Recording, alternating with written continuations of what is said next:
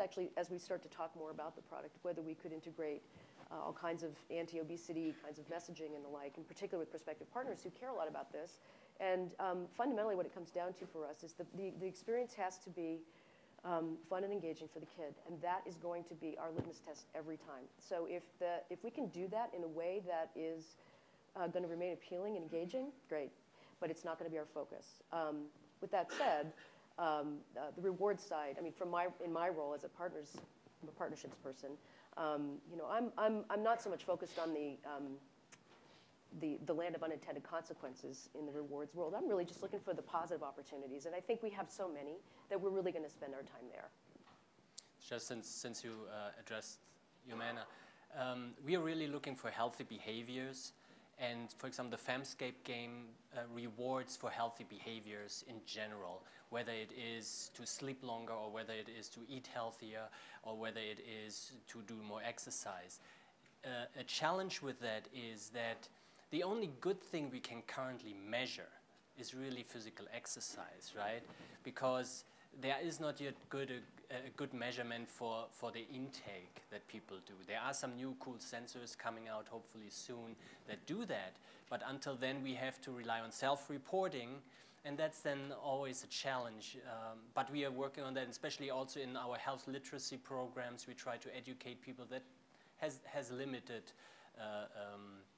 success, as we know. Education is always just very limited.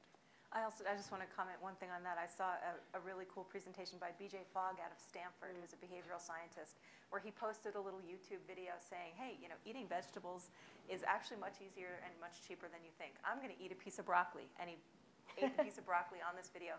What are you going to eat? He didn't expect really to get any response from this, but he ended up with something like 500 posts. I just had some celery. I just ate this. You know, so I think there are ways to use technology and social networking and other things to address the food side as well. Hi. Next question is, oh, sorry, over here. Jody Holtzman of AARP. All of our research shows that it doesn't matter how much education that we send out there, and if you've gone onto our website, there's information overload. The behaviors don't change, and until there is a traumatic event or until it's really fun. Last I saw, sticking your finger every day and drawing blood is not much fun, and if it is, there are other issues involved. So we've been hearing the metaphor of a perfect storm today about the conditions being right for this market to really take off. And it seems to me that it's this panel that has identified the missing piece of the perfect storm, and that is the consumer, which I would have thought, given this is the Consumer Electronics Show, that would have been the starting point. But in any case, given that, what does success look like? So there's no question that the technologies can do whiz-bang things that have never been possible before, and we can integrate, et cetera, et cetera, et cetera. But what does uptake and adoption look like that we can call success, that this is a market that will be, if nascent, sustainable? Everyone's looking at each other. It's a great question. I'll just jump out there because there really is no one set answer. I mean, I wish I could say, well, the answer is A, but there isn't. But success for me would mean that we're starting to really slow the onset of progression of the disease. Are we keeping more people out of the category? Not, you know, opening up the doors and throwing donuts and saying, come on in. We need to change that behavior. And that's all of us together, working together. And that's what I sort of meant by the cooperation and partnerships. People that are in the category now, we need to find ways to help manage them better. And you're right, information alone won't do it. We have to figure out what's going to motivate them, and we have to give them the skills to effectively use it. And, you know, just take the teddy bear example. Maybe it's their grandchild sending them a message on a daily basis about, you know, how important you are to me. Maybe that's the motivator to get them to test, because it isn't any fun.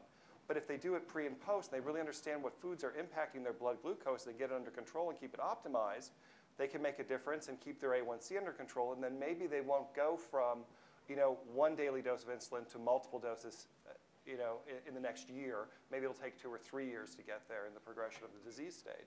So success can be measured in a lot of different ways, but I think it's going to be can we slow the onset of this epidemic? My perspective. Yeah, I would say at the point where these cool measuring devices, where you can compete around and play around, become as attractive as World of Warcraft, where kids compete in just for the heck of competing. Or at the point where these two things merge with each other and the consumer is willing to pay an equal amount of money for those types of competitive measuring things, I think then we have succeeded. When the consumer realizes that is great for us, this is a game, and it even makes us be healthier, right? And I'm willing to invest into that because it's also fun. Yeah, Next question over here. Quick question for Rod. We heard about Bluetooth this morning, and you mentioned ANT. Where do you see this going? What do you see Bluetooth? Do you see you converging with Bluetooth? Do you see changes happening? Yeah, sure.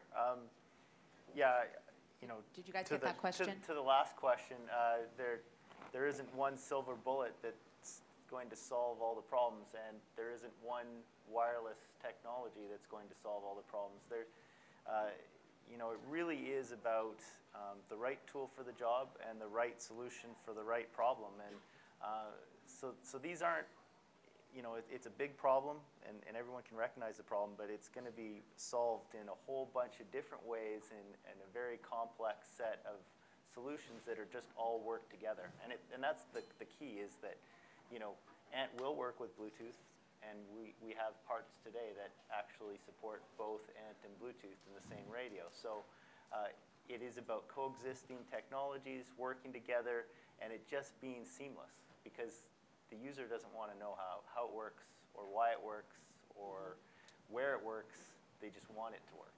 And as data and as these devices become smaller and cheaper and lower power, they're just going to become more prevalent. And the cost issue will become less and less of an issue. And so the data will increase, the data prevalence will increase, and the way that we can use that data in effective ways to motivate people in all the different ways we need to motivate people will just happen, because the connections will be made. People will see, oh, I can take this data and spin it around and apply it in this way.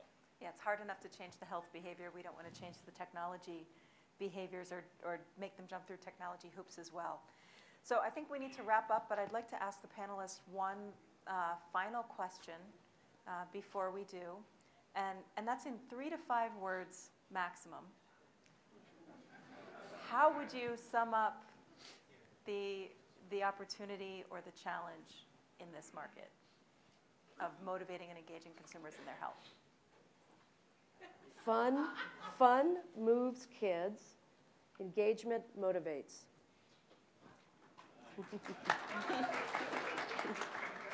Miguel? Get into people's passions. Great.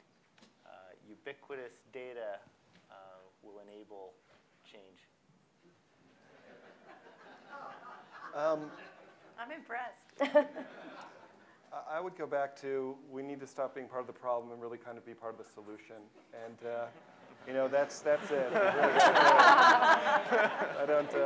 Be part of the solution. There you go. All right, please join me in thanking the panelists today.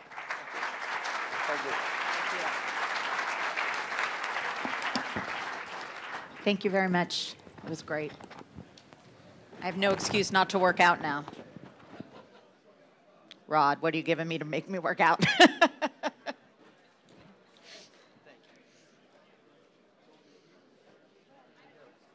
was great.